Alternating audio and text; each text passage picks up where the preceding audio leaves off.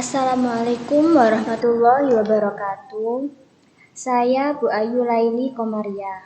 Hari ini saya akan menjelaskan materi tentang OTK Keuangan kelas 11. Sebelum masuk ke materi, marilah kita mengucapkan secara bersama-sama visi SMK Wahid Hasyim Surabaya.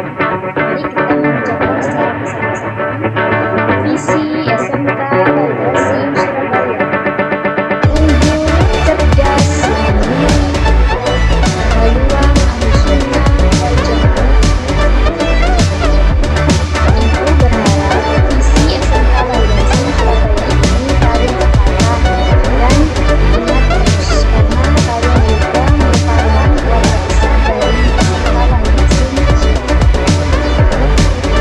Untuk sistem penilaian OTK Keuangan kelas 11 sama seperti tahun sebelumnya. Ada dua nilai, yaitu nilai pengetahuan dan nilai keterampilan. Untuk nilai pengetahuan juga diambil dari nilai kelas, PH atau penilaian harian, PHB, dan PAT. Sedangkan untuk nilai keterampilan diambil dari nilai praktik, proyek, produk, dan portfolio. Jadi Ibu harap jika guru pengajar memberikan tugas, kalian harus mengerjakan dan menentukan tepat waktu. Karena itu berkaitan dengan tujuan untuk menaikkan kelas. Sedangkan untuk KKM-nya sama seperti KKW, yaitu minimal 75. Di bawah 75 berarti ada remedi dan kalian harus mengumpulkan tugas kembali untuk menaikkan nilai kalian agar di atas KKM.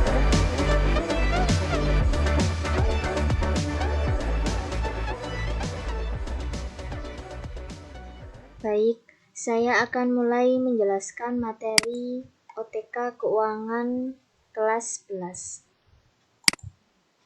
OTK merupakan kepanjangan dari otomatisasi dan tata kelola keuangan.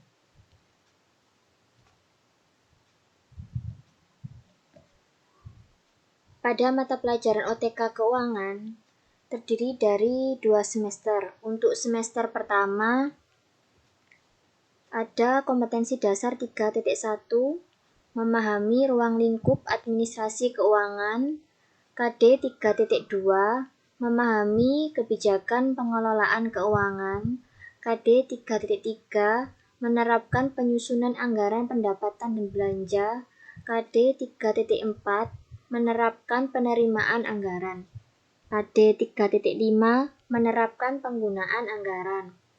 Untuk semester 2 atau semester genap, materi yang dipelajari ada KD 3.6, menerapkan pendokumentasian bukti-bukti penggunaan anggaran. KD 3.7, menerapkan pembuatan laporan pertanggungjawaban keuangan. KD 3.8, menerapkan pengoperasian aplikasi keuangan. KD 3.9, mengevaluasi kegiatan administrasi keuangan.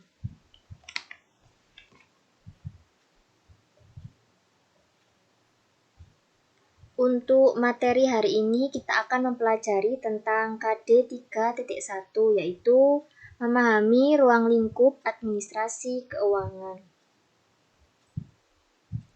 Kalian tentu sering mendengar istilah administrasi keuangan. Untuk kata administrasi keuangan berasal dari dua kata, yaitu administrasi dan keuangan. Administrasi merupakan proses pengelolaan yang dilaksanakan dalam sebuah perusahaan secara efektif dan efisien. Sedangkan keuangan adalah segala hal yang berhubungan dengan keuangan atau sumber daya uang. Kemudian kita lanjut ke pengertian administrasi keuangan. Administrasi keuangan merupakan sebagai proses pengelolaan keuangan yang dilakukan oleh organisasi, baik pemerintah maupun swasta. Jadi untuk proses administrasi keuangan di pemerintah maupun perusahaan swasta itu sama saja. Dan untuk administrasi keuangan itu sangat penting di dalam organisasi. Gunanya apa? Agar tujuan organisasi dapat tercapai. Jika suatu organisasi itu berkembang dengan baik dan pesat, pastinya didukung oleh adanya pengelolaan administrasi keuangan dengan baik dan benar. Baik berupa pencatatannya, penghitungan uang, dan proses administrasinya. Untuk proses administrasi itu mulai dari jurnal, laporan keuangannya, karena tiap tahun itu pasti ada atau menyerahkan laporan keuangan ke pimpinan, hingga bukti penggunaan anggaran.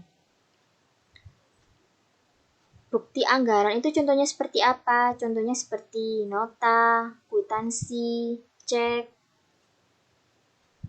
faktur, dan lain-lain. Untuk bukti penggunaan anggaran akan dibahas di bab berikutnya.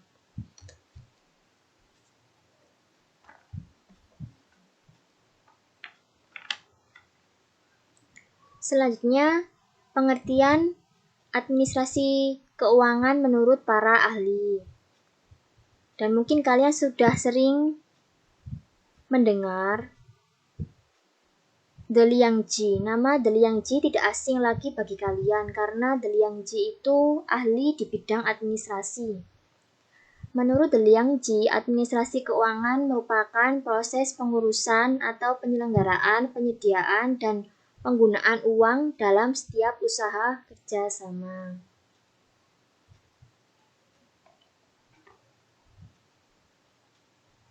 Selanjutnya, komponen administrasi keuangan. Komponen-komponen terdiri dari yang pertama adanya perencanaan keuangan. Apa itu perencanaan keuangan? Perencanaan merupakan kegiatan merencanakan penerimaan dan pengeluaran uang.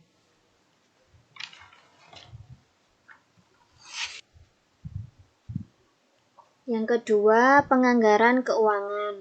Apa itu penganggaran keuangan? Penganggaran itu sama halnya seperti membuat perkiraan atau rancangan secara detail mulai dari pengeluaran hingga pemasukan keuangannya.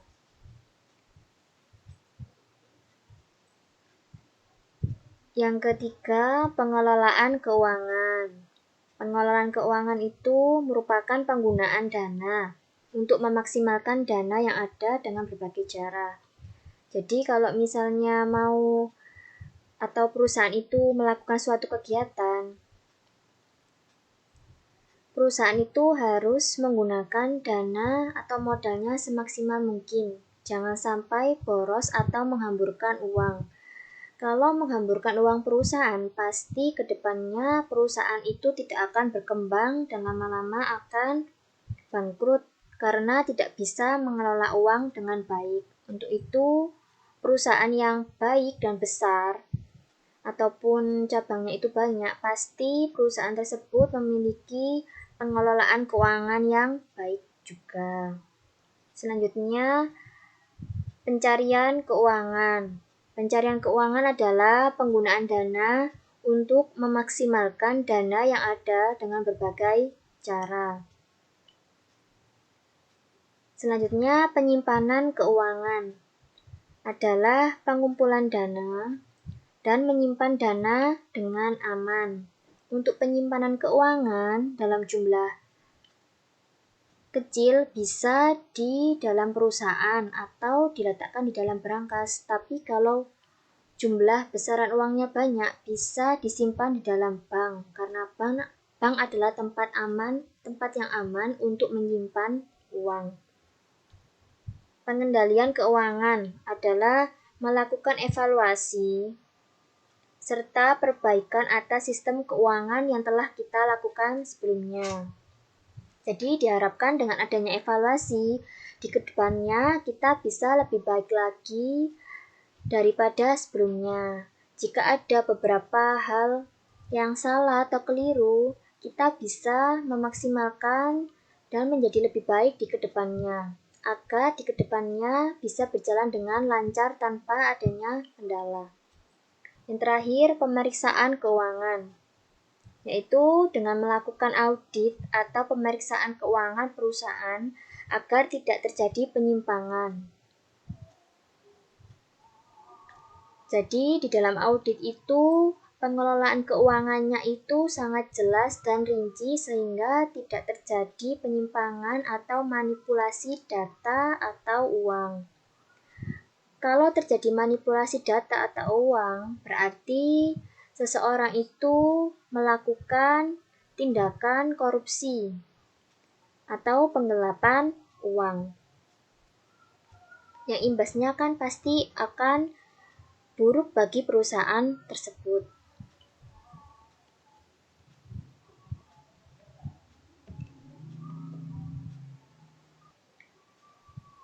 Selanjutnya, kita akan membahas tentang fungsi administrasi keuangan. Fungsi administrasi keuangan dibagi menjadi dua, yaitu ada fungsi umum dan fungsi khusus. Fungsi umum ada 4. Kita akan membahas tentang fungsi investasi. Fungsi investasi terbagi menjadi dua, yaitu investasi jangka panjang dan jangka pendek. Investasi, apa sih investasi itu? Investasi merupakan pengelolaan dana ke dalam aktiva yang akan digunakan untuk mencapai tujuan. Aktiva itu apa?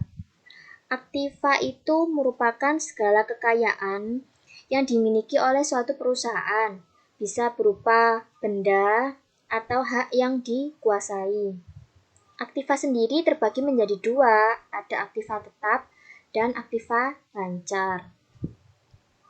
Yang kedua ada fungsi mencari dana, yaitu usaha untuk mendapatkan modal untuk mendanai usaha-usaha yang dijalankan oleh perusahaan.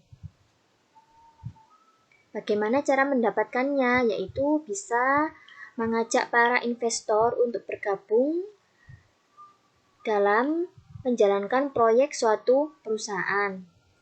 Yang ketiga ada fungsi pembelanjaan. Adalah kegiatan tentang penggunaan dana, baik dana dari luar maupun milik sendiri.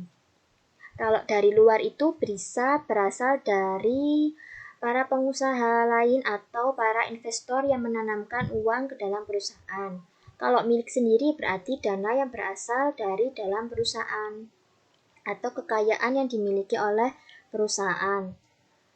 Yang keempat, fungsi pembagian. Jadi di dalam fungsi pembagian laba itu ada aturan untuk menentukan pembagian laba perusahaan. Jadi kalau ada fungsi pembagian laba, labanya itu dibagi secara adil. Selanjutnya ada fungsi khusus. Yang pertama ada fungsi administrasi keuangan di instansi pemerintah pusat dan daerah. Yang kedua ada fungsi administrasi keuangan di perusahaan. Yang ketiga, fungsi administrasi keuangan di instansi sekolah. Sekian penjelasan hari ini, semoga bermanfaat bagi kalian. Jangan lupa dicatat di buku tulis khusus OTK keuangan. Jangan dicampur dengan materi yang lain agar tidak membingungkan.